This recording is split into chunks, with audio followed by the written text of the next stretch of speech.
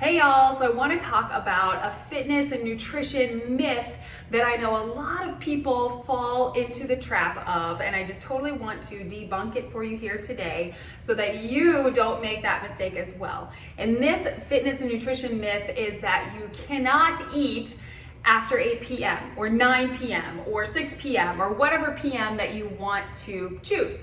And the truth is that there is no research that shows that eating after a certain point is going to help you, or not eating, after a certain point is going to help you with your weight loss. You know, your weight loss, it is really determined by your calories in versus calories out over the entire course of the day. I think too often we get lost in, the trees rather than seeing the whole forest. And we want to look at our whole day as a total, and even more so, we want to look at our entire week in total when we are trying to lose weight.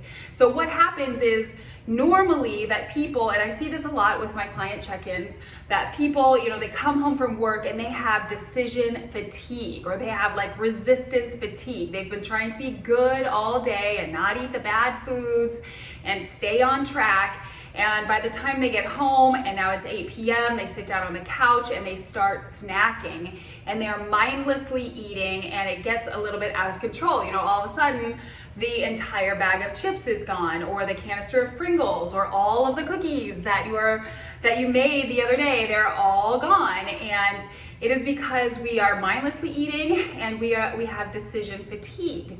And so in knowing this, you can more intelligently grab a snack, maybe some fruit. If you eat an entire bowl of watermelon, it's not going to be as impactful on your carbohydrate totals for the day as if you ate an entire bag of Lay's potato chips or Doritos or whatever it might be. But where this myth really came from is that, when people stopped eating at set amount of time, let's say that it's 8 o'clock, that they cut out all of those calories that they were eating after 8 p.m. and that in turn put them into a deficit. So it was nothing magic. It just put them into a caloric deficit, which is what I talk about all the time when you want to be in a weight loss phase. You need to be in a calorie deficit. So they didn't, add those calories in to the rest of their day. They just cut them out. And that in turn, again, put them in a deficit and they were able to lose weight. So I had some friends in college that decided that they were going to lose weight by not eating after 9 p.m.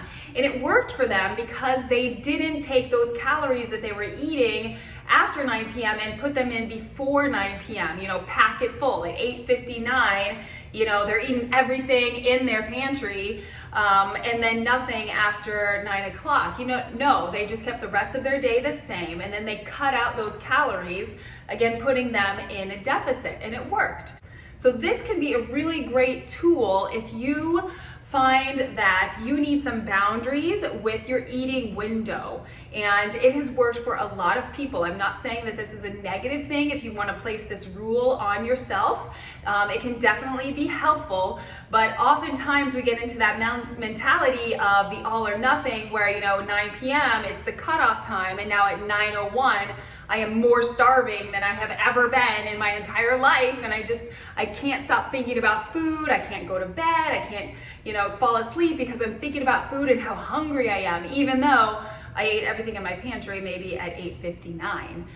So, there's a lot to do with the mentality of it, and that's why I really promote, again, the flexible dieting thing, that things are flexible. If you want to have a big meal in the evening, that's fine. You can do that if that works for you in your lifestyle, and you can stay within your macros or your calories for the day by doing that. There's no magicness about not eating after a certain point.